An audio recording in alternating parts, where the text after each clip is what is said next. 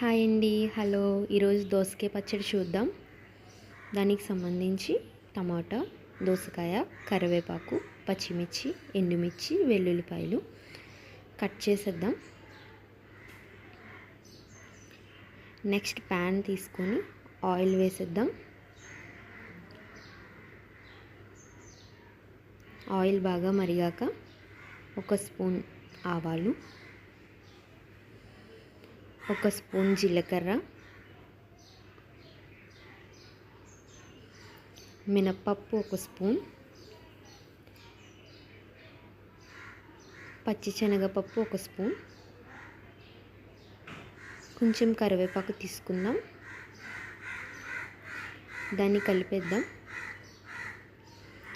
Next అందులో పచ్చిమిర్చి వేసి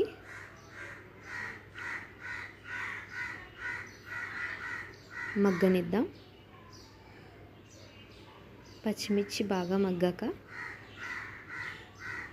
ఎండుమిర్చి, వెల్లుల్లిపాయలు వేసి కలిపేద్దాం.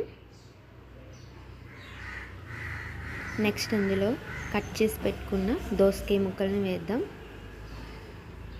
దోసకాయ ఎక్కువసేపు మగ్గించాలి, అప్పుడే పచ్చడి టేస్ట్గా ఉంటుంది.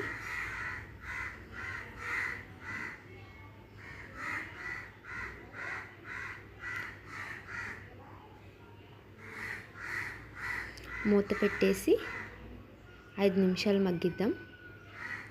నెక్స్ట్ అందులో టమోటా వేద్దాం. టమోటాను కూడా కలిపేసి మూత పెట్టేసి మగ్గిద్దాం.